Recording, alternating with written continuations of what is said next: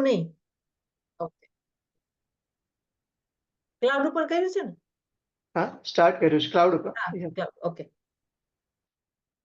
અર્હંતો ભગવંત ઇન્દ્ર મહિતા સિદ્ધાશ સિદ્ધિસિતા આચાર્ય જન શાસનોન્મતિ કરા પૂજા ઉપાધ્યાયકા શ્રી સિદ્ધાંત સુપાઠકા મુનિવરા રત્નત્રયારાધકા પંચૈતે પરમેષ્ઠિનમ પ્રતિદિનમ કુર્વન્તુ નો મંગલમ કુર્વન્તુ નો મંગલમ. किसी का दिल दुखाना हमको महावीर ने न सिखलाया, करे सेवा जो औरों की वही है जैन कहलाया, दुश्मनों को भी क्षमा कर देते हैं, जैन होने का परिचय देते हैं. આ એક મારું ફેવરેટ સ્તવન છે, યુટ્યુબ ઉપર છે. એમાં જૈનના ગુણ આપ્યા છે કે દુશ્મનો કો ભી ક્ષમા કર દેતે હૈ, જૈન હોને કા પરિચય દેતે હૈ. જૈન એક આવી કમ્યુનિટી છે કે આપણે આખી વિશ્વની પોપ્યુલેશન પ્રમાણે જોઈએ તો ઘણી નાની કમ્યુનિટી કહેવાય, રાઈટ? ભલે લાખો લોકો છે પણ તો એ વિશ્વની જે 7-8 કરોડની પોપ્યુલેશન છે એની સામે આપણી કેટલી નાની કમ્યુનિટી છે, પણ તેમ છતાં જૈન વર્ડ લોકોને ખબર હોય છે કે એક જૈન કમ્યુનિટી છે તે લોકોને ખબર હોય છે. તો આજનો જે વિષય લીધો છે કે ways, goals and ways of living life as પર જૈન દર્શન, રાઈટ? આપણે હંમેશા આપણે જૈન તત્વજ્ઞાન અને સાધુ વંદનાના ટોપિક લઈએ છીએ. આપણે 8 કર્મ, પછી 6 દ્રવ્યો, 9 તત્વો, પછી અલગ અલગ સ્ટોરીઝ અને વ્રતો અને બધા અલગ કેટલા બધા જૈન દર્શનના ટોપિક છેલ્લા 4 વર્ષમાં લઈ ચૂક્યા છે. તો મને એક વિચાર આવ્યો કે આપણે એકદમ થોડા બેઝિક્સથી જો આપણે જોઈએ, કારણ કે હવે જે નવી જનરેશન છે આપણે એની સાથે વાત કરીએ કે vote is it being Jain, તો એ કઈ રીતે ડિસ્ક્રાઇબ કરશે આજે આપણા કિડ્સને કે જે અત્યારે 20s માં 30s માં છે, એને જો આપણે પૂછશું કે તમારા માટે what is it being Jain, તો are they able to explain, do they know what are the basic principles? તો આજે એ વિષય લેવાનો પ્રયત્ન છે અને એટલું જૈન જ્ઞાન એટલું બધું વિશાળ છે અને આપણા જે છે પહેલા તો માગધી ભાષામાં, એના પછી સંસ્કૃત ભાષામાં, એના પછી ગુજરાતી ભાષામાં, બરાબર? એટલા બધા સાહિત્યો છે અને એટલા બધા ગ્રંથો છે, આગમોથી માંડીને ટીકાઓથી માંડીને એટલું બધું છે કે એનો ક્યારેક તો એવું લાગે કે આનો એન્ડ જ નથી. આપણે એક પછી એક લેતા જતા આનો એન્ડ જ નથી. તો એમાંથી આપણે એકદમ બેઝિક ઉપર જો આવવું હોય તો શું કરી શકાય, એના ઉપર થોડો વિચાર હું પ્રસ્તુત કરવા માંગુ છું. તો આપણે એકદમ પહેલા હું એક પ્રશ્ન પૂછવા માંગુ છું કે હુ આર વી? તો એનીવન કેન અનમ્યુટ અને ટ્રાય એન્ડ આન્સર કે આપણે કોણ છીએ? આપણે આત્મા છીએ. Yes, very good answer. Any more? આત્મા આપણે પણ છીએ. આત્મા તો આજુબાજુ પણ બધે છે. તો મેં અહીંયા સ્લાઇડ ઉપર what I am trying to get to is કે આપણે આપણી જાતને જ્યારે ઓળખવાનું હોય, આપણને કોઈ પૂછે કે તમે કોણ છો, આપણે કે અમે જૈન છીએ, તો આપણે અલગ અલગ શબ્દો યુઝ કરીએ છીએ, બરાબર? આપણે જૈનમાં તો આજે સ્લાઇડ ઉપર છે તો શ્રાવક, દેશવૃત્તિ, અનુવ્રતિ, આ બધા શ્રાવક આપણા માટેના શબ્દો છે. એટલે આપણે આત્મા છીએ, એ વાત એકદમ સાચી, પણ અત્યારે આપણો જે જન્મ છે, મનુષ્યનો ભાવ છે અને આપણે જૈન કુળમાં જન્મ્યા છે, જૈન ધર્મને આપણે પામ્યા છે, તો ત્યારે આપણે પોતાને શ્રાવક તરીકે ઓળખીએ છીએ. તો શ્રાવકમાં શ્રાવક અને શ્રાવિકા, યસ, મેલ ફિમેલ માટે શ્રાવકો અને શ્રાવિકાઓ એમ કહેવામાં આવે છે. તો સૌથી પહેલી વસ્તુ, અગેન સોરી જો આ થોડું રિપીટેશન થઈ જશે, કારણ કે તમે બધા બહુ જ્ઞાની છો, તમે બધા ટોપિક સમજેલા છો, પણ ઇન્ટેન્શન એવો છે કે આપણે રેકોર્ડ પણ કરીએ છીએ, આપણે યુટ્યુબ ઉપર પણ મૂકશું. તો ઇન્ટેન્શન એમ છે કે આપણે કોઈની પણ સાથે શેર કરીએ, તો જે યંગ છે કે જે થોડું હજી બેઝિક શીખવા માંગે છે તો તેને પણ ખબર પડે, બરાબર? તો આપણે જૈન ધર્મ જે છે તે સનાતન છે. એટલે કેવલ જ્ઞાની એમ જણાવે છે કે ધર્મ એ સનાતન છે પહેલેથી, એટલે એનો ક્યારે અનાદિ અને અનંત છે, બરાબર? હવે એમાં અલગ અલગ જે 15 ભૂમિઓ છે, એમાંથી જે આપણા જે છે 5 ભરત અને બીજા છે 5 ઇર્વત, ત્યાં આગળ અવસર પેઢી કાળમાં જૈન ધર્મ આવે છે અને લુપ્ત થાય છે, આવે છે અને લુપ્ત થાય છે, જ્યારે 5 મહાવધિક ક્ષેત્રમાં હંમેશા રહે છે. બરાબર? તો આ ધર્મ હંમેશાથી રહેલો છે. પણ તો પણ તીર્થંકર આવે છે અને તીર્થની સ્થાપના કરે છે. તો તેનું શું કારણ હશે?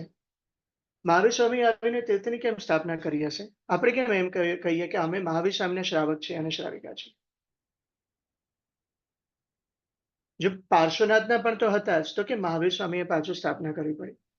કારણ કે આપણે કાળ બદલાય ને ત્યારે થોડોક ઓલો બદલાઈ જાય છે એના વિચારો મનુષ્યના, એટલે એમાં થોડુંક ઉમેરો કે ઓછું કાંઈ કરવું હોય તો એ તીર્થંકર કરી શકે છે.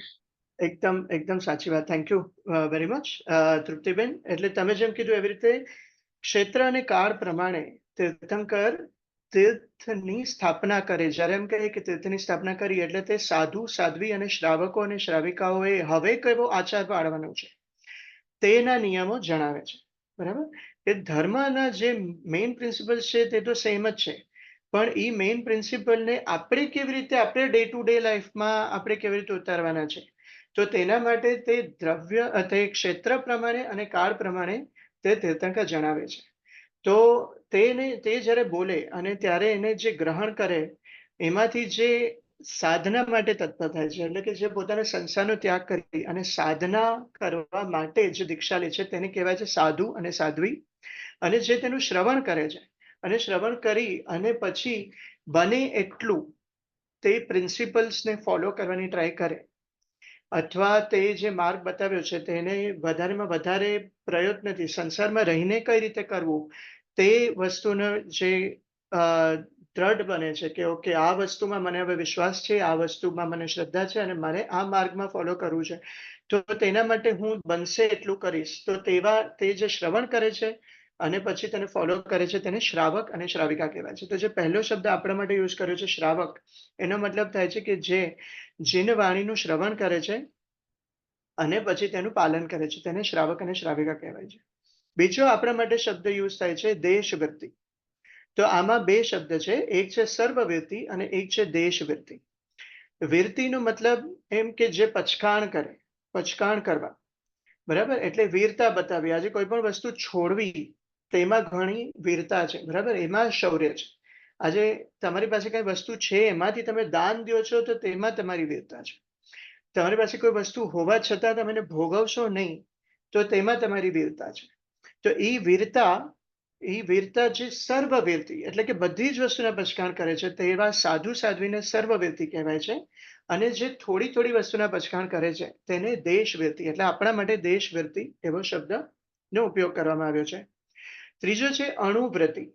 જે સાધુ સાધ્વી છે તે 5 મહાવ્રતને ધારણ કરે છે, એટલે કે અહિંસાનું, જૂઠું ના બોલવું, ચોરી ના કરવી અને બ્રહ્મચર્યનું પાલન કરવું અને પરિગ્રહનો ત્યાગ કરવો. આ પાંચેયના જે એકદમ હાઈએસ્ટ જે ફ્લેવર્સ છે કે બિલકુલ જ અહિંસા એટલે બિલકુલ જ અહિંસા, ચપ્પલ પણ ના પહેરે, એકેન્દ્રિય જીવોની પણ પૂરેપૂરી ઇજ્જત ના કરે, કાચા પાણીને અડે નહીં, એવી રીતે. બરાબર? તો દરેક પાંચે વ્રતને એકદમ પૂર્ણ રીતે જે પાળવાની પ્રયત્ન કરે છે તેને કહેવાય છે મહાવ્રતી. મહાવ્રતી એટલે સાધુ સાધ્વી, 5 મહાવ્રત. અને એનું જ નાનું વર્ઝન જે આપણે સંસારમાં રહીને કરવાનું છે તો તેવા એને કહેવાય છે 5 અણુવ્રતિ. બરાબર? આપણે અણુવ્રતનું પાલન કરીએ તો આપણે અણુવ્રતિ કહેવાય છે. અને ચોથું છે શ્રમણોપાસક. આપણા માટે શ્રાવકો અને શ્રાવિકાઓ માટે હજી ચોથો શબ્દ જે યુઝ કરવામાં આવ્યો છે તે છે શ્રમણોપાસક. શ્રમણ ઉપાસક. શ્રમણ એટલે સાધુ સાધ્વી અને ઉપાસક એટલે એની ઉપાસના કરે. સાધુ સાધ્વીની પાસે જાય, સાધુ સાધ્વીને વંદન કરે, તેમની પાસેથી જ્ઞાન અને એમની સેવા કરે. બરાબર? એમને ગોચરી વહોરાવે, એમને જે વસ્તુની જરૂરત હોય તેને વહોરાવે, તો તેને કહેવાય શ્રમણોપાસક. એટલે આ બધા જે અલગ અલગ શબ્દ છે તે સૌથી પહેલા તો ફંડામેન્ટલી આપણે જ્યારે એના પર વિચાર કરીએ ત્યારે આપણને ખબર પડે છે કે જ્યારે 50% આપણું જૈન તીર્થ છે, 4 તીર્થ, એમાંથી 2 સાધુ સાધ્વી થઈ ગયા જે તો પોતાનું પાલન પોતાનું કાર્ય કરે જ છે, એ લોકોએ તો લાઈફ ડિવોટ કરી દીધી છે. પણ બીજા જે 50% છે શ્રાવકો અને શ્રાવિકાઓ, આપણા ઉપર પણ 50% રિસ્પોન્સિબિલિટી છે શાસનને ચલાવવાની. અને હવે એમાં આપણે શું કરવું જોઈએ કે હા, હું જૈન છું, હું જીનને પાલન કરું છું, જીનના વચનને પાલન કરું છું, જીન દર્શનને સમજુ છું, હું મહાવીર સ્વામી વગેરે જીનની ભક્તિ કરું છું, તો એટલે હું જૈન છું. તો ખાલી ત્યાં જ આપણી રિસ્પોન્સિબિલિટીનો એન્ડ આવતો નથી. આપણી રિસ્પોન્સિબિલિટી આ 4 વસ્તુમાં આપણને 4 નામોમાં ખબર પડે છે કે જૈન વાણીનું શ્રવણ કરવું એ શ્રાવક, દેશવૃત્તિ એટલે વીરતાથી આપણે અમુક વસ્તુઓને, આજે અણુવ્રતોની વાત ચાલે છે, એટલે અમુક વસ્તુઓનો આપણે ત્યાગ કરશું, પૂર્ણપણે નહીં પણ થોડો થોડો પણ રીતે જ્યારે ત્યાગ કરશું ત્યારે આપણે દેશવૃત્તિ કહેવાશું. 5 અણુવ્રતને સમજી અને એનું પાલન કરશું ત્યારે આપણે અણુવ્રતિ કહેવાશું. અને જ્યારે આપણે સાધુ સાધ્વીની સેવા અથવા એમનો સત્સંગ એવું કરશું ત્યારે આપણે શ્રમણોપાસક કહેવાશું. તો આ 4 શબ્દથી આપણી ઓળખાણ થાય છે. So what is the purpose of our life and what are the goals? So purpose and a goal, right? So what is, first of all, in a broad term, what is the difference between purpose and goal? So purpose would be something which is an end goal, right? જે તમને લાસ્ટમાં તમને જે તમારું main intention છે કે મારે કરવું શું છે. આપણે આજે જીવન, આપણે જન્મ થાય છે, બરાબર? આપણો જન્મ થાય છે, આપણે જેમ જેમ મોટા થઈએ, આપણે ભણતા હોય ત્યારે આપણને એમ કહેવામાં આવે તું ભણ, કારણ કે તું ભણશે તો તું જીવનમાં આગળ વધશે, તું ફાઇનાન્શિયલી સિક્યોર થઈ શકશે, તને સારી જોબ મળશે, તારો સારો બિઝનેસ થશે, બરાબર? તો આપણને ત્યારે એવું લાગે કદાચ મારી લાઈફનો પર્પસ ઈ જ છે. પછી આપણે થોડા મોટા થઈએ અને પછી જેમ જેમ કમાવા માંડીએ, પછી હરવા ફરવાનું બધું ચાલુ થાય, પછી ત્યારે આપણને કદાચ એવું લાગે કે મારી લાઈફનો પર્પસ આ જ છે, આનંદ ભોગવું, બરાબર? હરવું ફરવું, આનંદ ભોગવું. અને પછી જ્યારે બુઢાપો આવે ને પછી જ્યારે બધું છોડવાનો ટાઈમ આવે ત્યારે પછી આપણને ખબર પડે કે અરે આ બધું જે મેં કર્યું આ તો બધું મારે છોડીને જ જવાનું છે. તો પછી મારું પર્પસ શું હતું? તો એ જૈન દર્શનમાં કેવડી ભગવંતોએ આપણને જે બતાવ્યું છે, અને આપણે હંમેશા બોલીએ છીએ કે આપણું પર્પસ છે ટુ અટેન મોક્ષ, બરાબર? આપણે બધા બોલીએ છીએ કે અચ્છા આપણે શું કરવું છે? અટેન મોક્ષ. તો આ એક વસ્તુ આમ સાંભળવામાં બહુ ઇઝી લાગે, પણ જો થોડું એને ડીપલી આપણે વિચાર કરીએ તો આપણા મગજમાં કોઈ પણ વસ્તુ હોય, કોઈ પર્પસ હોય, તો આપણી બધી જ એક્ટિવિટીમાં રિફ્લેક્ટ થવું જોઈએ, રાઈટ? આજે મારો પર્પસ હોય કે સમજો કે મારે ઓફિસમાં મને પ્રમોશન જોઈએ છે, તો એનો મતલબ એમ નથી કે હું ઓન ધ ડે ઓફ જ્યારે મારું અપ્રેઝલ થવાનું હશે ત્યારે હું જઈને બોસને કહું કે મને પ્રમોશન જોઈએ છે. નો, મારા મગજમાં એ પર્પસ છે તો through out the year, every day, in all my actions, I will prove my self કે ભાઈ મારે આઈ એમ ડિઝર્વિંગ ઓફ ધીસ. તો એવી જ રીતે જ્યારે કોઈ છોકરો, જ્યારે કોઈ બચ્ચું સ્કૂલમાં હોય અને એને સમજો કે એને ફર્સ્ટ ક્લાસ જોઈએ છે, કે એને ક્લાસમાં ફર્સ્ટ આવવું છે, તો એ ખાલી એક્ઝામના દિવસે જ જઈને ખાલી બેસ્ટ લખશે તો નહીં ચાલે. એને થ્રુ આઉટ ધ યર એને સ્ટડી કરવામાં, એને બધી જે પણ મિની ટેસ્ટ થશે, જે પણ થશે, એમાં બધામાં જ એને એ રીતે તૈયાર રહેવું પડશે કે જ્યારે કરીને એને લાસ્ટમાં ફર્સ્ટ રેન્ક મળી શકે છે. એવી જ રીતે આપણે પણ અટેન મોક્ષ એટલે આજે ખાલી આપણા કિડ્સને કે આજની યંગ જનરેશન કે જે ખાલી એમ કે છે કે હા હું જૈન ફેમિલીમાં જન્મ્યો છું, હું શાહ છું, હું મહેતા છું, એટલે હું જૈન છું. તો આપણે એ લોકોને એકવાર માટે એમ યાદ દેવડાવીએ કે એ વાત બરાબર છે, તું કુળથી જન્મ જૈન છે, પણ હવે તું કાર્યથી જૈન થવા માટે you remember that your purpose of life is attaining moksha, right? Now that doesn't mean કે આપણે બીજા બધા પર્પઝ સાઈડ ઉપર મૂકી દઈએ. આપણા તીર્થંકરો બધા રાજા રજવાડાના ક્ષત્રિય કુળમાં જન્મેલા હતા. આપણે કેટલી બધી વાર્તાઓ સાધુ વંદનામાં સાંભળીએ છીએ કે જેમાં મોટા મોટા, કોઈને 8 રાણી, કોઈને 16 રાણી, કોઈને 25 રાણી, ને એટલા કરોડો, એટલા એ લોકો વૈભવ છોડીને દીક્ષા લીધી છે, બરાબર? તો we are not talking about people કે જે બધું પહેલેથી સંસાર છોડીને બેઠા છે. ઇવન સંસારમાં રહીને પણ, બિઝનેસ કરીને પણ, પોતાનું કાર્ય કરીને પણ, ફેમિલીને સંભાળીને પણ, બચ્ચાઓને મોટા કરીને પણ હંમેશા સતત જે પોતે એમ યાદ રાખે છે કે મારો જીવનનો એન્ડ ગોલ, મને આજે મનુષ્યનો જન્મ મળ્યો છે, તેનો મારો પર્પસ જે છે તે છે અટેનિંગ મોક્ષ. તો એ આપણે યાદ રાખીએ અને આપણે આપણી નેક્સ્ટ જનરેશનને યાદ કરાવતા રહીએ કે ભાઈ you do vote ever you want to do, but remember that the purpose of your life is, of this મનુષ્ય ભવ, is to attain મોક્ષ. કારણ કે મનુષ્યનો જ ભવ એવો છે કે જેમાં આપણે આવા વ્રતો કરી શકીએ છીએ, પચખાણું કરી શકીએ છીએ, આપણે શ્રદ્ધા ઉત્પન્ન કરી શકીએ છીએ અને આપણે કર્મની કરીને મોક્ષની નજીક આવી શકીએ છીએ. કાં મોક્ષ એટલે એક ભવમાં, 5 ભવમાં કે 15 ભવમાં આપણને મોક્ષ મળી શકે છે. So that is our main purpose of life. હવે એક પર્પઝ જે છે મારો એન્ડ ગોલ છે, તો એ એન્ડ ગોલને મેળવવા માટે મારા ગોલ્સ શું છે? મારા 3 ગોલને જો હું ટિક કરી શકીશ તો હું મોક્ષને, મારા પર્પઝને અચીવ કરી શકીશ.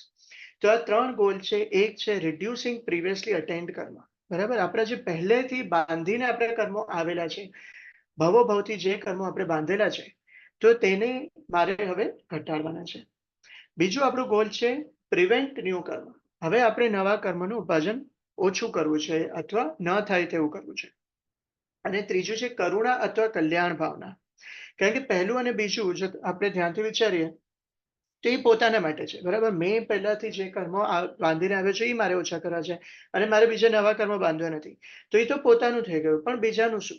બરાબર. આપણે તીર્થંકર ગોત્રની વાત કરીએ છીએ કે તીર્થંકર ભગવાન તીર્થંકર ગોત્ર ત્યારે બંધાય જ્યારે એને આખા વિશ્વના દરેક જીવોનું કલ્યાણ કરવાની ભાવના હોય, બરાબર. એટલે આપણો ધર્મ જે છે તે એ પણ વસ્તુ ઉપર ઘણું એમ્ફેસિસ કરે છે કે કરુણા ભાવ રાખવો અને બીજા જીવોને પણ દુઃખ ન થાય, બીજા જીવોને પણ કલ્યાણ કેવી રીતે થાય તેની પણ સતત આપણામાં એક ભાવ રહે. આ 3 ગોલ જો આપણે આપણી લાઈફમાં એવરી ડે જો આપણે ટિક કરી શકશું કે હા મેં આના માટે કંઈક કર્યું છે, તો આપણો પર્પસની આપણે નજીક આવતા જશું. હવે આ ત્રણેયની અંદર આપણે થોડું ડિટેલમાં જોશું. So how to lead life, આપણો ગોલ નંબર 1, રિડ્યુસિંગ પ્રીવિયસ કર્મ. આપણે જે પહેલેથી બાંધીને આવેલા છે કર્મો તેને આપણે કઈ રીતે ઓછા કરશું. આપણે સૌથી પહેલા નિગોદમાં હતા. કોઈ પણ જીવની શરૂઆત હંમેશા નિગોદથી થાય છે અને ત્યારે તે પોતે ઓલરેડી કર્મોના આવરણથી ઢકાયેલો હોય છે. એટલે કે આપણો આત્મા અને તીર્થંકરના આત્મા, કોઈ પણ કેવલી ભગવાનના આત્મામાં કાંઈ ફરક નથી. આપણો આત્મા અને તીર્થંકર ભગવાનનો આત્મા એમાં સેમ જ ગુણો રહેલા છે, પણ તે બધા જ ગુણો કર્મોના આવરણોથી ઢંકાયેલા હોય છે.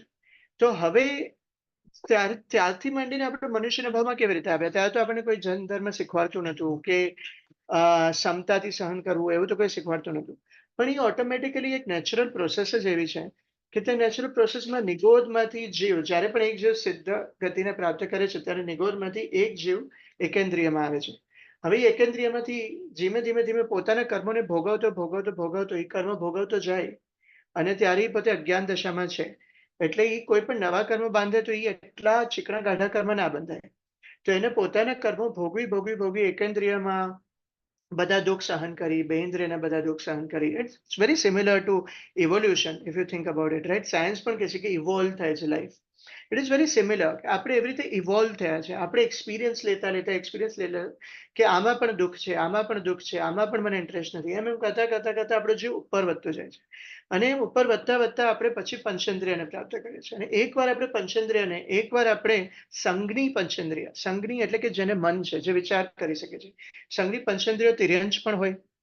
ગાય છે, ઘોડા છે, તે પણ વિચાર કરી શકે છે, એ પણ રડી શકે છે, તેને પણ ગુસ્સો આવી શકે છે, બરાબર. એ પોતાના ઇમોશનને કંટ્રોલ પણ કરી શકે છે. અને દેવો પણ છે અને મનુષ્યો પણ છે. પણ મનુષ્યોમાં જ આપણું એટલું ડેવલપમેન્ટ, એટલે દેવોનું પણ ડેવલપમેન્ટ આપણા જેટલું એમ કહી શકીએ આપણાથી વધારે પણ છે, કારણ કે એમને તો જ્ઞાન પણ હોય છે, અવધિ જ્ઞાન, પણ તે વ્રત નથી કરી શકતા.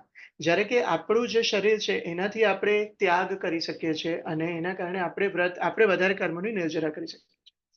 તો કર્મ જે પહેલેથી બંધાઈને આવેલા છે એને આપણે કઈ રીતે ઓછા કરવા? એમાં 2 પ્રકાર છે. એક છે ઉદય અને બીજું છે નિર્જરા. તો પહેલું તમે સ્લાઇડમાં ઉપર જશો, ઇટ સેઝ ઉદય. ઉદય શું છે? ઉદય એટલે કે આપણે કાંઈ પણ કર્યા વગર જે જાતે જ કર્મોના કારણે જે પરિણામ આવે છે તેને કહેવાય આ કર્મનો ઉદય છે. સારા કર્મ અને ખરાબ કર્મ, બરાબર. કર્મનો મતલબ એમ નથી કે બધા પાપ જ છે. કર્મના 2 ટાઈપ છે, શુભ કર્મ અને અશુભ કર્મ. તો જે અશુભ કર્મ હોય તો તેનો જ્યારે ઉદય આવશે તો ત્યારે આપણને કાંઈ ને કાંઈ દુઃખ આવશે, અને જ્યારે શુભ કર્મનો ઉદય આવશે ત્યારે આપણને કાંઈ ને કાંઈ સારું મળશે. એટલે આપણે પડે આપણે સુખ અને દુઃખનો અનુભવ કરી જ રહ્યા છીએ. તો જ્યારે પણ આપણી સાથે કંઈ સારું થાય છે ત્યારે આપણે શુભ કર્મ, પહેલાના બાંધેલા શુભ કર્મના કારણે આપણી સાથે સારું થયું છે. અને જ્યારે પણ આપણી સાથે કંઈ ખરાબ થાય છે તો ત્યારે પહેલાના કરેલા અશુભ કર્મોનો ઉદય આવ્યો છે અને એના કારણે આપણી સાથે કંઈ ખરાબ થયું છે. તો જે જૈન હોય તો મને એવું લાગે છે કે જે આ વસ્તુને જાણી લે તો એ સૌથી તમને આનંદી દેખાય, બરાબર. આપણા જે સાધુ સાધ્વી અને શ્રાવકો, આનંદ શ્રાવક, પુણ્ય શ્રાવક, એ લોકોની વાત આવે તો એ લોકો એકદમ ઓછામાં ચલાવતા હતા. પોતાની પાસે પૈસો હોય તો પણ એ કંઈ દાન ધર્મના બધામાં વાપરે, પોતે એકદમ જ સિમ્પલ જીવન જીવતા હતા. અને એ લોકો હંમેશા આનંદમાં રહેતા હતા. તો શા માટે એ લોકો આનંદમાં રહેતા હતા? કારણ કે આજે તમે વિચાર કરો, આપણને કોઈ પણ વાતનું દુઃખ ક્યારે થાય? ક્યારે આપણને એવું થાય કે અરે મારી સાથે આવું કેમ થયું, આણે કેમ મારી સાથે આવું કર્યું, બરાબર? એવા બધા જે વસ્તુથી જ્યારે પણ કઈ વસ્તુ ખરાબ થાય ત્યારે આપણને એવા બધા વિચાર આવે અને એના કારણે આપણે દુઃખી થઈએ, બીજા ઉપર આપણને દ્વેષ થાય. પણ જ્યારે શ્રાવક છે કે જે આ વસ્તુને સમજે છે, જૈન દર્શનને બરાબર સમજે છે, ત્યારે મને એવું લાગે છે કે they would be the happiest person because એ લોકો ના કોઈને બ્લેમ કરવાના છે, ના કોઈ વ્યક્તિને ને ના કોઈ વસ્તુને, ના કોઈ સિચ્યુએશનને. એમને ખબર છે કે ભાઈ જે પણ આવ્યું છે આ કર્મના ઉદયથી આવ્યું છે અને સંસારનું કામ જ છે કે ચેન્જ થયા કરે. એટલે જો આજે ખરાબ દિવસ આવ્યો છે તો કાલે સારો દિવસ પણ આવશે. એટલે એ હંમેશા આનંદમાં જ દેખાશે. બીજું, એને લાલસાઓ પણ ઓછી હશે. કારણ કે હવે આપણને ખબર છે આપણે આટલા જન્મો કરીને આવ્યા છે. આપણે કેટલી વાર રાજાનો જન્મ ભોગવી ચૂક્યા હશે. આપણે કેટલી વાર દેવલોકમાં જઈ આવી આપણે જઈને આવ્યા છે. તો એવી કોઈ વસ્તુ નથી કે આપણે એક્સપિરિયન્સ નથી કરી. અને કોઈ વસ્તુની આપણને ઈચ્છા થાય પણ કે મને આ વસ્તુ જોઈએ છે, તો પણ આપણને એ વસ્તુ ખબર છે કે દરેક પૂતગલો, દરેક પદાર્થો ચેન્જ થવાના છે અને જીર્ણ થવાના છે, પેરિશ થવાના છે. Right? We know that we have experienced everything in our previous lives, and we also know that all the materials are prone to change or perish. બરાબર? એટલે એક તો સમજો વસ્ત્રની વાત કરીએ તો આપણે થોડું ધર્મને પચાવી લઈએ તો આપણને પછી એવું મન ન થાય કે અરે મને આ બ્રાન્ડેડ ક્લોથ્સ આવા જ જોઈએ છે, મને આવું સારું જ જોઈએ છે. આપણી ઈચ્છાઓ જાતે જ ઓછી થઈ જાય. અને જો સમજો ઈચ્છા થાય પણ અને આપણે કંઈ લઈને પણ આવીએ તો પણ આપણને પછી એનો બગડી જવાનો કે એ ખરાબ થઈ જવાનો કે એવો કંઈ આપણને બહુ અફસોસ થાય નહીં, કારણ કે આપણે એ વસ્તુને પચાવી ચૂક્યા છે. બરાબર? તો ઉદય આવશે. ઉદય તમારા જીવનમાં, મારા જીવનમાં બધા સારા અને ખરાબ કર્મોના ઉદય આવશે. તો આપણે સૌથી પહેલી વસ્તુ શું કરવાની છે કે જે પણ ઉદય આવે એમાં આપણે આને પહેલાના કર્મ છે એને ભોગવી રહ્યો છું એ ભાવનામાં રહીને આપણે નથી કોઈને દોષ આપવો, નથી કોઈ સિચ્યુએશનને દોષ આપવો, નથી આપણે કોઈ વસ્તુની લાલસા કરવી. રાઈટ? કે મને આવું જ થઈ જાય, આનું આવું જ આઉટકમ આવી જાય. અને જો કંઈ સારું પણ મળ્યું છે તો એના ઉપર અતિશય મોહ નહીં રાખીએ કે ભાઈ હવે આ તો આટલું સારું હતું, અરે હવે આ ખરાબ થઈ ગયું, મારા સારા કપડા ઉપર આ ઈંક પડી ગઈ, મારું આ કઈ સારી વસ્તુથી ચોરાઈ ગઈ. ના, જે છે એ બધા પદાર્થો એ બધું સંસારનું કામ જ છે, એટલું થવાનું છે. તો એ વસ્તુને એક્સેપ્ટ કરવી અને સ્ટેઇંગ ઇન આત્મભાવ, સ્ટેઇંગ ઇન સમ્યક જ્ઞાન. બરાબર? આમ કરીએ તો આપણા ઓટોમેટિકલી ક્રોધ, માન, માયા અને લોભ ચારે આપણા ઓછા થઈ જાય. તો એનાથી આપણે ઉદય, જે પણ ઉદય આવશે તે ઉદયને આપણે સમભાવે સહન કરશું. એટલે તે આપણા ફર્સ્ટ ગોલ માટે કામ કરશે. એટલે ફર્સ્ટ ગોલ શું છે?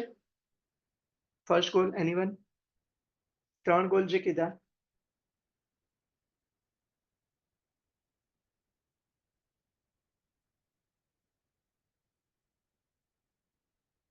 અનમ્યુટ કરીને કોઈ આપો જવાબ. બધા સુઈ નથી ગયા ને, જાણવું પડશે.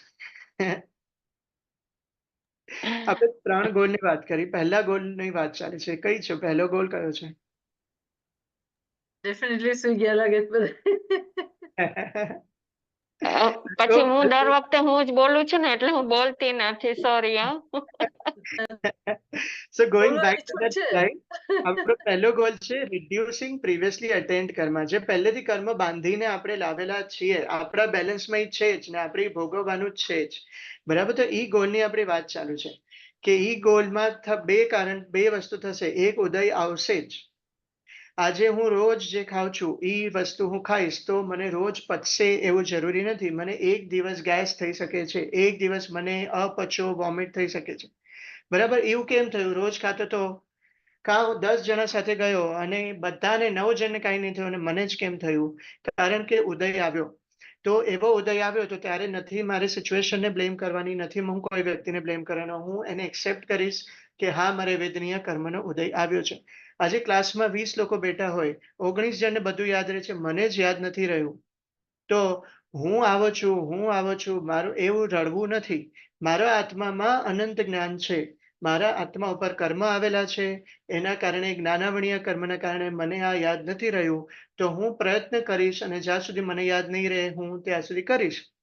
હું જેને પણ યાદ રહ્યું છે, જે જ્ઞાની છે, તેને હું રિસ્પેક્ટ આપીશ. બરાબર? એવી રીતે હું કર્મોને દરેક સિચ્યુએશન, જે સિચ્યુએશન થતી જાય, every day try to analyse કે આજે any moment when you feel upset, right? Any moment when you feel upset, just think about it. Take a moment, think about it કે હું શું કામ અપસેટ છું. ઓકે, હું અપસેટ છું કારણ કે મને આ ઇવેન્ટ હતો, મને આજે બોલાવ્યો નથી, મને ઇન્વાઇટ નથી કર્યો, કે આ વ્યક્તિએ મને આવું કહી દીધું છે. ફાઇન, એણે મને એવું શું કામે કીધું? કારણ કે આ મારા કર્મનો ઉદય છે. મારા કર્મનો ઉદય આવ્યો એટલે આજે એ વ્યક્તિ નિમિત્ત બની છે, એના મોઢેથી મને આવા શબ્દ બોલ્યો. એ ના હોત તો કદાચ કોઈ બીજું પણ મને એવું બોલી શક્યું હોત. તો હું એ વ્યક્તિને દોષ નહીં આપું. હું આને મારો ઉદય છે તેમ સમજી સમભાવે હું આમાંથી આગળ વધીશ. એનાથી આપણે ઉદયને ટેકલ કરશું. બીજું છે નિર્જરા.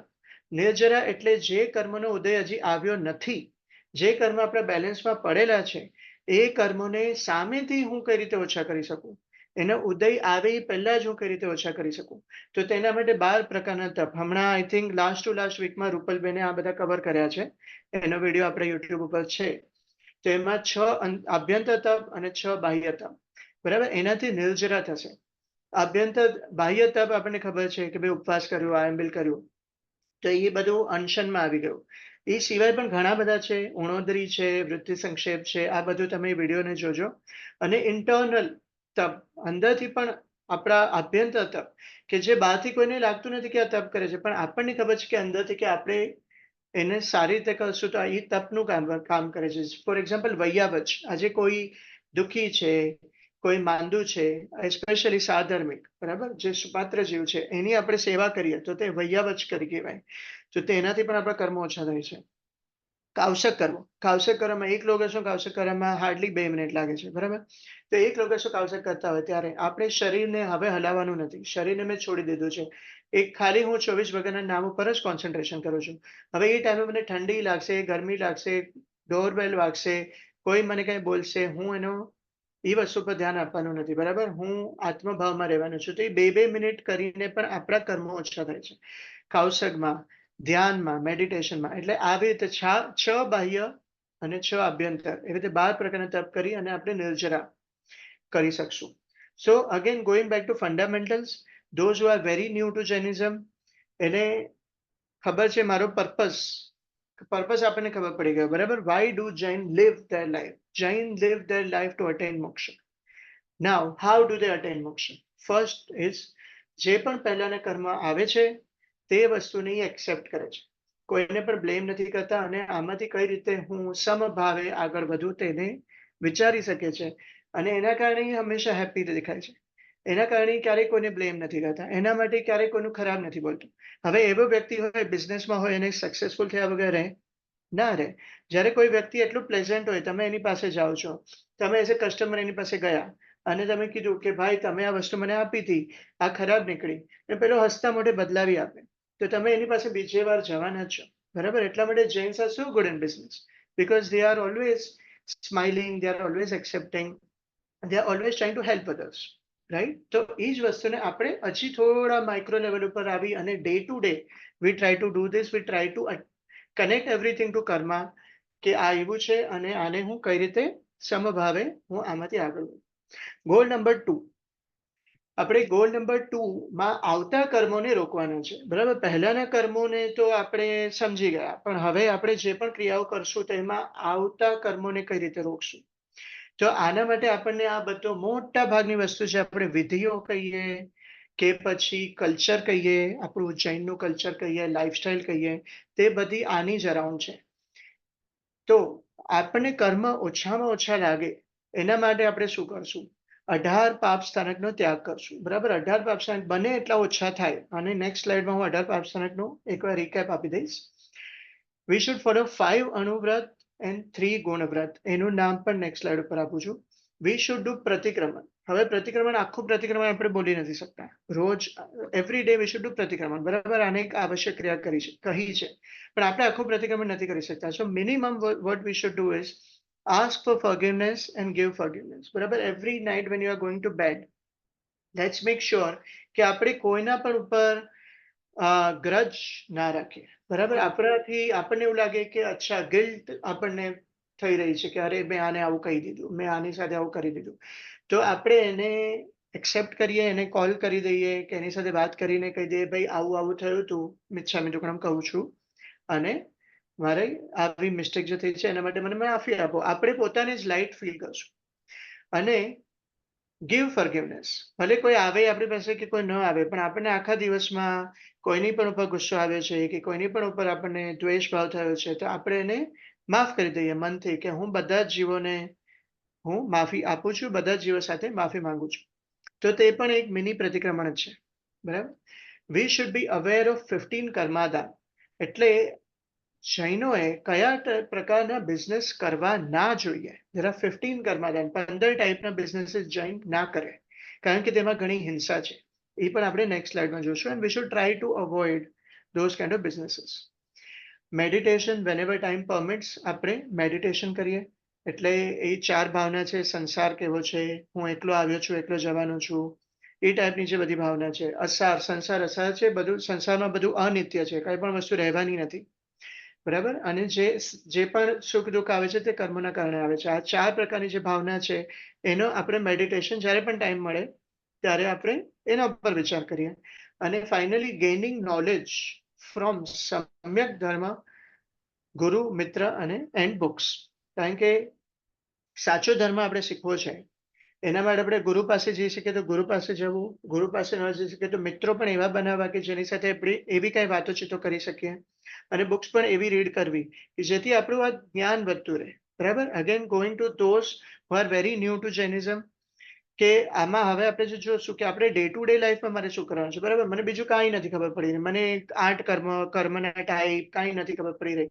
તો મારી ખાલી મારી લાઈફ કેવી રીતે જીવવી જોઈએ જેથી કરીને મને પાપ ઓછામાં ઓછા લાગે, તો એ આપણે જોઈએ.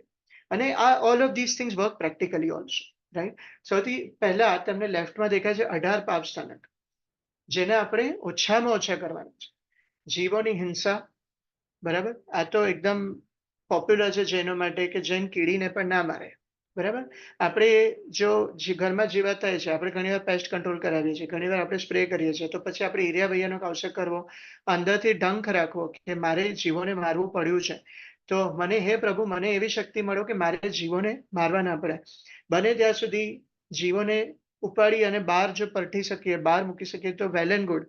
જો એવું ના કરી શકે એમ હોય અને મારવા જ પડે છે આપણે, તો પછી આપણે એનો મિચ્છામી દુક્કડમ કરીએ, એનું જે થઈ શકે એ ટાઈમનું પ્રાયશ્ચિત લઈએ. બીજું, અસત્ય ના બોલવું. ત્રીજું, ચોરી ના કરવી. ચોથું, અબ્રહ્મચર્ય ના કરવું. એટલે આપણે આપણા પતિ પત્ની સિવાય બીજા કોઈની સાથે પણ કોઈ પણ પ્રકારના રંગ રાગ માટેનો વિચાર પણ ના કરીએ. બરાબર? તો તે બ્રહ્મચર્યનું પાલન. શ્રાવકોને શ્રાવિકાને પૂર્ણ બ્રહ્મચર્ય નથી. બરાબર? આપણે લગ્ન કરીએ છીએ, પણ એ સિવાય લગ્નેતર સંબંધ બાંધવા નહીં, તો તેનું એ પ્રકારનું આપણે પચખાણ લઈએ. અપરિગ્રહ એટલે ઓછામાં ઓછું જરૂરત પૂરતું. હવે મેં છે ને વોટ્સએપમાં કાલે એક તમને પીડીએફ મોકલાવેલી છે. એ પીડીએફ હું નાનો હતો ત્યારે તો બહુ પોપ્યુલર હતી. એમાં એક વસ્તુ બહુ ડિટેલમાં છે. આઈ થિંક 20-25 પેજીસ છે. અને આપણે કદાચ 1-2 વર્ષ પહેલા જોઈ પણ હતી. તો to take time, I would say any એક પ્રિન્ટ આઉટ કાઢી લેજો. અને એમાં બધી વસ્તુ પર છે મારે શું ના કરવું. બરાબર? ધન હવે આપણે વસ્તુની લિમિટ રાખવાની છે. તો એમાં હવે કપડાની, તો કપડાં આપણે રાખશું તો કેટલા રાખશું? ચલો, એવું નથી કહેતો કે 5 જ કપડામાં જીવું. બરાબર? આપણે પણ 50 રાખીએ, 100 રાખીએ, 200 રાખીએ, પણ 200 થી તો વધારે મારે નથી રાખવા.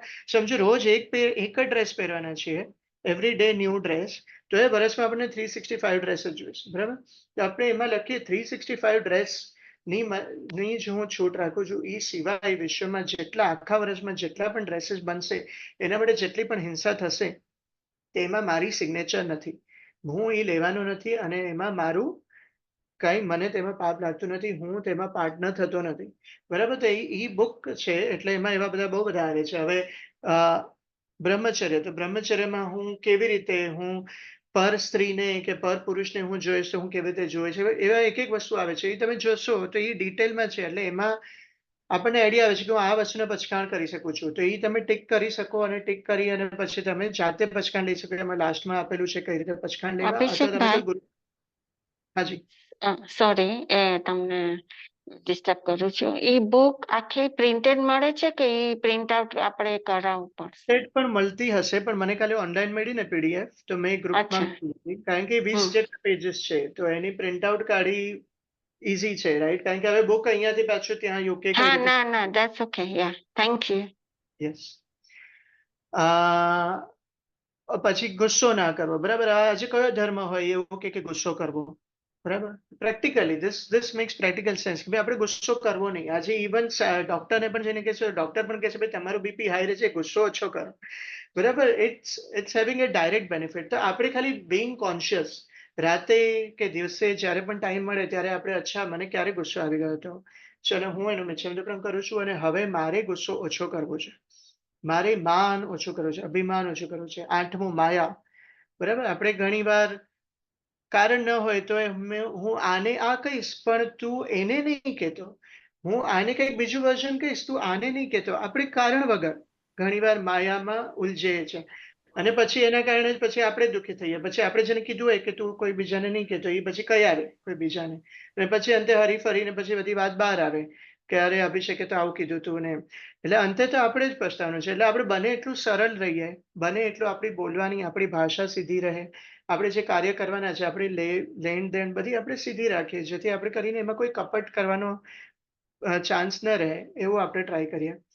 લોભ ઓછો કરીએ, રાગ દ્વેષ કલહ ઝઘડા ઓછા કરવા, જૂઠો કલંક 13 નંબર, અભ્યાખ્યાન એટલે કે કોઈના ઉપર આરોપ મૂકવો, બરાબર? આપણે ઘણીવાર ખબર ના હોય તો પણ આપણે શ્યોર નથી તો પણ આપણે આઈ થિંક કે એણે આ કર્યું હશે, આઈ થિંક કે એનાથી આ ફૂટી ગયું હશે, બરાબર? તો આપણે એમ જ કોઈના ઉપર કલંક મૂકી દે છે જ્યાં સુધી આપણને શ્યોરિટી નથી. અને પ્લસ મને એવું લાગે છે કે જો એવું લાગે કે ભાઈ કોઈ વ્યક્તિએ કંઈ કર્યું છે તો સીધું clarifying with that person directly is better rather than આપણે કોઈ થર્ડ પર્સનને કહીએ કે મને લાગે છે કે આણે આવું કર્યું હશે. હવે હું મારી વાઈફને કહું કે મને લાગે છે કે મારા ભાઈએ આવું કર્યું હશે, એના કરતાં હું સીધો મારા ભાઈને જ ફોન કરીને પૂછી લઉં કે ભાઈ તે આવું કર્યું હતું, તો દેટ ઇઝ બેટર, રાઈટ? તો એવી રીતે પછી ચુગલી અને દોષ, ખાલી બેઠા બેઠા આપણે બીજાની ચુગલી કરવી, આણે તો આમ કર્યું, આણે તો આમ કર્યું, તો એમાં પણ દોષ લાગે છે, એમાં પણ પાપ લાગે છે. પર પરિવાર, બુરાઈ, બીજાની નિંદા કરવી, સંયમમાં ચિત્ત, રતિ અરતિ, રતિ અને અરતિ એટલે કે કોઈ વસ્તુ ગમે છે અને કોઈ વસ્તુ નથી ગમતી. આજે વેધર સારું છે, બધું ગમે છે, પછી થોડી વારમાં વરસાદ આવ્યો, અરે હવે મને કંટાળો આવે છે. ના, આપણે જે ધર્મને પચાવતા જશું જેમ જેમ એમ આપણે આત્મભાવમાં આવશું. આપણને ખબર છે બધું કર્મના ઉદયથી થાય છે અને સંસારમાં બદલાતું જ રહેવાનું છે, એ જ સ્વભાવ છે. આજે સની છે, કાલે રેની છે, પછી વિન્ટર આવશે, સમર આવશે, થવાનું જ છે. તો પછી એમાં આપણે શું કામે એના માટે રતિ અને અરતિ એટલે કે ગણો અને અણગમો શું કામે રાખો? કોઈ પણ વ્યક્તિ માટે, કોઈ પણ વસ્તુ માટે ગણો અને અણગમો રાખવો તો એ પણ દોષ છે. માયા મૂષાવાદ એટલે કે કપટની સાથે જૂઠું બોલવું. આપણે જૂઠું તો બોલીએ છીએ પણ એની પાછળ ઇન્ટેન્શન કંઈક વધારે હોય કે ભાઈ આમ હું બોલીશ તો આવું આવું થશે, તો એ કપટ સહિત જૂઠું બોલવું. અને છેલ્લું શ્રદ્ધાથી વિપરીત રહેવું. શ્રદ્ધાથી વિપરીત રહેવું, મિથ્યા દર્શન એટલે કે જે વસ્તુ જેમ છે એમ ના જોવી. હવે આપણો પ્રોબ્લેમ અત્યારે એ છે કે આપણે પાંચમા આરાના જીવ છે. પાંચમા આરાના જીવ જડ અને વક્ર એવું કહેવામાં આવે છે. એટલે કે જડ એટલે એમ કે પોતાના ઓપિનિયનથી જલ્દી ફરે નહીં, અને વક્ર એટલે જ્યારે એને કોઈ સમજાવે તો એના ઉલટા અર્થ કાઢે, બરાબર? એક પહેલા જ્યારે તીર્થંકર ઋષભદેવની વાત હતી કે પેલો બળદ બાંધને મોઢું બાંધી દીધું હતું અને પછી ખોલ્યું નહીં, કારણ કે ત્યાંના લોકો જડ અને સરળ હતા. સરળ એટલે એમ કે જે કે એ વસ્તુને એમનો એમ સ્વીકાર કરી લે, પણ જડ એટલે પછી સ્વીકાર કર્યો પછી પાછું બદલાવે નહીં, એ વસ્તુ પર જ ટકેલા રહે જ્યાં સુધી એને પાછું કોઈ સમજાવે નહીં ત્યાં સુધી પાછું એ જ વસ્તુ પકડીને બેસી રહે. તો એવી રીતે આપણું પણ છે કે આપણે અમુક ઓપિનિયન્સ જ્યારે લઈને બેસીએ છીએ ત્યારે પછી આપણને કોઈ બુક્સ રીડ કરો કે કોઈ માસિક વ્યાખ્યાનમાં કંઈ કે આપણને કે કોઈ સમજાવે આપણને, પણ આપણે જલ્દી બદલાઈ નથી શકતા. આપણે અંદરનો જે ઈગો કહીએ કે પછી આપણી જે અન્ડરસ્ટેન્ડિંગ કહીએ એ એટલી સ્ટ્રોંગ થઈ જાય છે કે આપણે પોતાને જલ્દીથી ચેન્જ નથી કરી શકતા. અને એના કારણે આપણે સંકિત મળવું, શ્રદ્ધા મળવી થોડી ડિફિકલ્ટ થઈ જાય છે, બરાબર? હવે આટલું ઉચ્ચ પ્રકારનો ધર્મ જ્યારે આપણને મળ્યો છે, કેવળ જ્ઞાની જે આખો વિશ્વનું સ્વરૂપ, આ આપણો જન્મ, આપણા આવતો જન્મ કઈ રીતે થાય છે એ બધું જ જ્યારે ખબર છે અને બધું જ આપણને બતાવી દીધું છે ચોખ્ખે ચોખ્ખું, તો પણ આપણને એમાં વિશ્વાસ જો ના બેસે કે પછી આપણે કોઈ વસ્તુ કરવા જઈએ, કોઈ ક્રિયા કરવા જઈએ, સામાયિક કરી, પ્રતિક્રમણ કર્યું, ઉપવાસ કર્યો, કોઈ પણ પ્રકારની ક્રિયા કરી, દાન કર્યું, તો પછી આપણને એમાં શંકા થાય કે અરે મેં કર્યું તો છે પણ હવે મને આનું કંઈ સારું ફળ મળશે કે નહીં મળે. એવી ટાઈપનું આપણે કરીએ તો પણ આપણે દોષ લાગે, કારણ કે આપણે જે શ્રદ્ધા બેસી હતી એ શ્રદ્ધા ઉપર આપણે પછી ક્વેશ્ચન કરીએ છીએ. તો એ મિથ્યા દર્શન શલ્ય એ સૌથી મોટું, જેમ જેમ નીચેના થોડા મને લાગે છે કે વધારે મોટા પાપ છે, એટલે આપણે 18 પાપ સનકથી દૂર રહેવાનું છે. આ 18 પાપ બધું આમ રિલેટેડ જ છે. 18 પાપ સનકથી દૂર રહેવા માટે આપણે જે પહેલા વાત કરી કે ભાઈ સમભાવમાં આપણે જો રહીશું તો ઓટોમેટિકલી ક્રોધમાન માયા લોભ ઓછા થશે, ઓટોમેટિકલી આ બધા 18 પાપ સનક આપણા ઓછા થશે. પણ just Bing aware, first of all Bing aware કે આ બધા પાપ છે, અવેર થશું તો આપણે એ વસ્તુને છોડી શકશું. નાઉ કમિંગ ટુ 5 વ્રત એન્ડ 3 ગુણ વ્રત. આપણને મહાવીર સ્વામીના શાસનમાં આપણે શું વ્રતો ફોલો કરવાના છે? 5 અણુ વ્રતમાં અહિંસાનું વ્રત, સત્યનું વ્રત, ચોરી ન કરવી, બ્રહ્મચર્ય અને અપરિગ્રહ એટલે કે ઓછામાં ઓછી વસ્તુ રાખવી. આ 5 અણુવ્રત ફોલો કરવાના છે. એ જે પેલી બુક છે એમાં આના પર ડિટેલમાં ઘણું બધું છે. હવે અહિંસા હું કરીશ તો અહિંસા કઈ રીતે કરીશ? હવે એમાં હોય કંદમૂળ નહીં ખાવું. તમે ધારી શકતા હોય તો ધારવું, ન ધારી શકતા હોય તો એમ તો આપણે ધારી શકીએ છીએ કે આઠમ અને પાખીના દિવસે હું નહીં ખાવું. બરાબર, આપણે આઠમ પાખીના અહીંયા તો ઘણા બધા એવા છે કે આખું વર્ષ કે આખી જિંદગી કંદમૂળ જ ના ખાય, અને જે આવા આઠમ પાખીના એવા દિવસો હોય ત્યારે લીલોતરી એ ના ખાય. પણ એ બુકમાં એ બધું જ આવશે, એટલે એમાંથી તમે પોતે તમને જે લાગે કે ભાઈ આ વસ્તુ હું કરી શકું છું એ રીતે તમે ટિક કરીને એના પચકાણ લેવાના. બરાબર, એટલે ઇન શોર્ટ તમને આઈડિયા આવશે કે અહિંસાનું પાલન કેટલી બધી જગ્યાએ થઈ શકે છે, એવી જ રીતે સત્યનું પાલન કેટલી બધી જગ્યાએ થઈ શકે છે. બરાબર, ખાલી સાચું બોલવું એ એક સિમ્પલ વસ્તુ લાગે છે, પણ એમાં ઘણા બધા ફ્લેવર્સ છે કે ભાઈ આપણે કેવી રીતે, આપણે ઘણીવાર કોઈને સરપ્રાઈઝ દેવા માટે એવું કહીએ, અચ્છા કોઈને એવું લાગે મારી બર્થડે પાર્ટી છે, મારા માટે કંઈ કર્યું છે? ના ના, તારા માટે કાંઈ નથી કર્યું, કારણ કે we are trying to keep a surprise.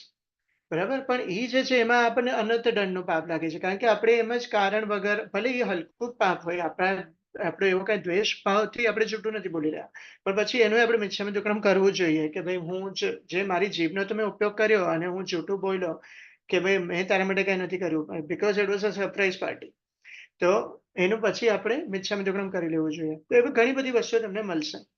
અને પછી દિશા પરિમાણ વ્રત, ઉભોગ પરિભોગ પરિમાણ વ્રત અને અનંત દંડનું વ્રત એ પણ એમાં છે. અને આને ગુણ વ્રત કીધા છે. ગુણ વ્રત એટલે આપણા આત્માનો ગુણ વધારે પ્રગટે તેના માટેના આ વ્રતો છે કે હું કઈ દિશામાં હું કેટલો આગળ જઈશ. એટલે આપણે લિમિટેશન કરીએ. ઘણી વાર આપણે વિચાર કર્યો, અહીંયા બેઠા બેઠા વિચાર કર્યો, યાર મારે અમેરિકા જવું છે ફરવા, પછી હું ડોલીની સાથે વાત કરું, યાર આપણે છે ને નેક્સ્ટ યર અમેરિકાનો પ્લાન કરશું. તો મેં તો અત્યારથી બેઠા બેઠા હું અમેરિકા જઈશ, ત્યાં આગળ હું આ જગ્યાએ જઈશ, હું નાયગ્રા ફોલ્સ જોઈશ, મેં અત્યારથી એના ભાવ ભાવવા માંડ્યા. તો એના અત્યારથી જ હું કર્મ ઉપાર્જન કરવા માંડ્યો છું.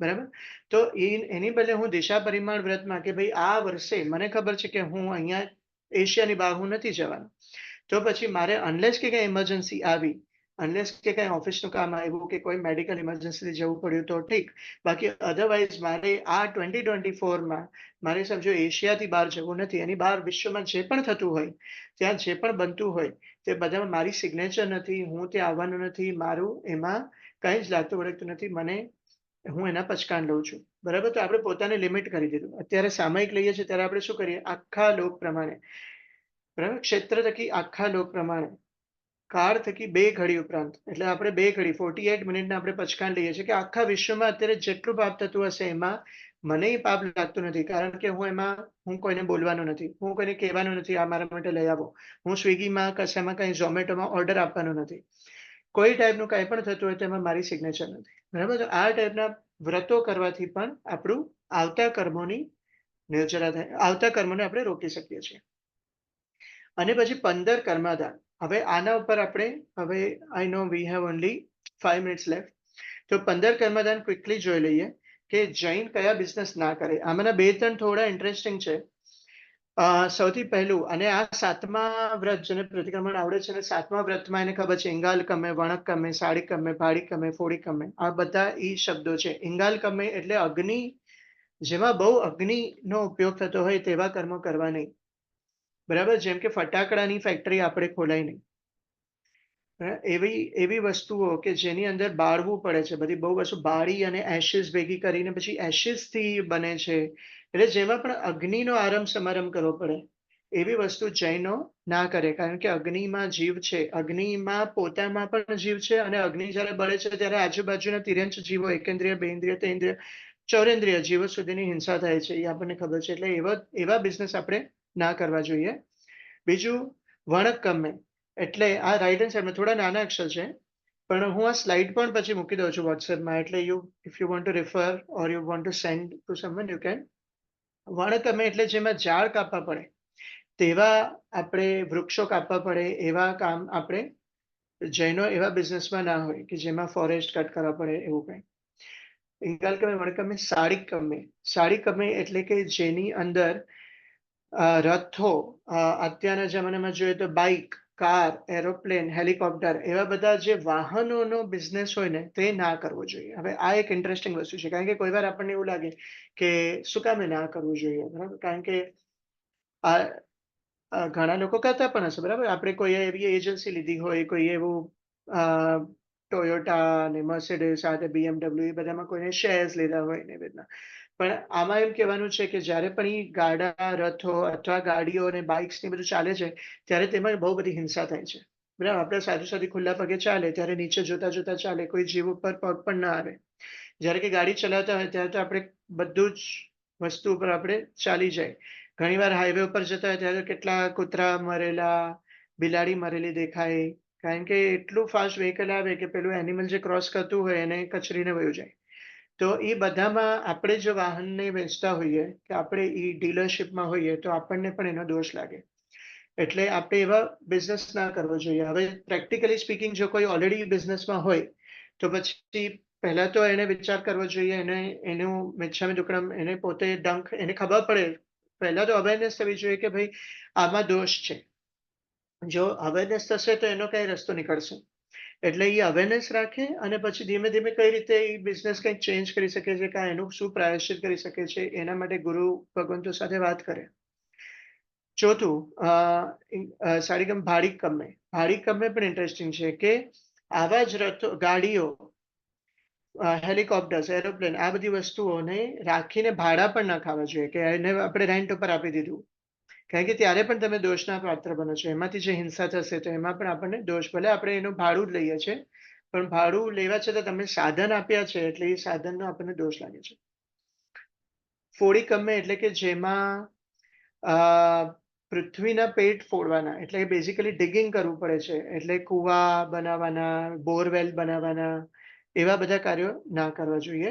જેમાં 6ઠ્ઠા નંબર ઉપર જેમાં હાથી દાંત, એટલે કે કોઈ પણ પ્રકારના એનિમલ પ્રોડક્ટનો યુઝ થાય છે તેવું આપણે બિઝનેસ ના કરી શકાય. પછી નેક્સ્ટ દંત વાણિજ્ય, લખ વાણિજ્ય એટલે ઝાડ વગેરે માંથી કાઢવામાં આવે પદાર્થો. એટલે ઝાડ આખું નથી કાપવાનું, પણ ઝાડમાંથી જે નીકળે, ગુંદર નીકળે ને એવા બધા, તો પછી એનાથી જે ઘણીવાર સોપ, આમાં એ લોકો લઈ ગયું છે સોપ, સોડા, એ બધું બનાવવા માટે ઝાડમાંથી, એટલે ઝાડને પછી એની બ્રાન્ચ કાપે કે પછી એવી રીતના, તો એમાં પણ આપણને દોષ લાગે. એવા બિઝનેસીસમાં આપણે ના રહેવું જોઈએ. રસ વાણિજ્યમાં બટર, હની, એટલે જે વિગઈ કહે છે, વિગયનો ઘણા લોકો ત્યાગ કરે, બરાબર? ઘી ન ખાય, બટર ન ખાય, પછી હની ન ખાય. તો એવા બધા બિઝનેસમાં ન રહેવું જોઈએ, કારણ કે પહેલી વસ્તુ તો એવું ખાવાથી જે ખાવાવાળાનો સ્વભાવમાં ફરક આવે છે, બરાબર? અને બીજી વસ્તુ બનાવવામાં પણ હિંસા થતી હોય છે. હવે હની છે તો હની, મધ માટે તો મધમાખીની હિંસા થાય ને, એટલે એવા બિઝનેસ ન કરી શકાય. કેશ વાણિજ્ય એટલે કે જેમાં વાળનો ઉપયોગ થાય છે તેવા બિઝનેસ ના કરાય. વિષ વાણિજ્ય એટલે જેમાં જંતુ મારવાની દવાઓ કે કોઈ પણ ટાઈપના પોઈઝન છે એવો બિઝનેસ ના કરવો જોઈએ. વિષ વાણિજ્ય. જંત પિલ્લણ કમે એટલે કે જેમાં ગ્રાઇન્ડિંગ કરવાનું છે, જેમાં ઓઇલ કાઢવાની ફેક્ટરી કે એવું, કે જેમાં કેટલા બધા સીડ્સ અંદર જાય ને ક્રશ થાય ત્યારે એમાંથી તેલ નીકળે, બરાબર? તો એવા બિઝનેસ કે ના કરવા જોઈએ કે જેમાં પીલવાનું કામ છે. નીલણચણ કમે એટલે કે જેમાં ગ્રીન, નીલણચણ કમે limbs of cattle and birds, એટલે કે કોઈ પણ જીવની હિંસા કરવાની છે, તો તેવા ઓફકોર્સ એવા બિઝનેસમાં તો આપણે જઈને જાય જ નહીં. દવગી દાવણિયા એટલે કે જેમાં આગ લગાડવાની છે તેવા બિઝનેસ ના કરવા જોઈએ.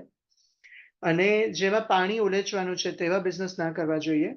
અને લાસ્ટમાં કોઈ પણ સેલિંગ મીટ કે ઇવન જીવતા પેટ્સ પણ આપણે ડોગ કે કોઈ પણ બર્ડ્સ ને એવું વેચવાના, એવા બિઝનેસીસ ના કરવા જોઈએ, બરાબર? આ 15 કર્માધાન કીધા છે. એટલે ઇન શોર્ટ આપણે યુઝ્યુઅલી જોઈએ તો આપણા હોય છે, કાં ડોક્ટર્સ હોય, કાં CA હોય, અકાઉન્ટન્ટ હોય, એટલે આપણે સર્વિસ પ્રોવાઈડ કરવા વાળા કે પછી એવા ઇમ્પોર્ટ એક્સપોર્ટ વાળા બિઝનેસ કે જેમાં એ પદાર્થમાં એમાં બહુ હિંસા નથી, એવી ટાઈપના પદાર્થનો ઇમ્પોર્ટ એક્સપોર્ટ કરો, એવા બધા બિઝનેસીસ શુડ બી ઓકે. તો આનાથી આપણે આવતા કર્મોને રોકી શકશું. અને ફાઇનલી ઇન લાસ્ટ 1 મિનિટ આપણું જે લાસ્ટ ગોલ છે કે કરુણા ભાવ રાખવો. તો કરુણા ભાવ આપણે મનથી તો રાખીએ જ, બધા જીવો માટે કરુણા ભાવ રાખવો.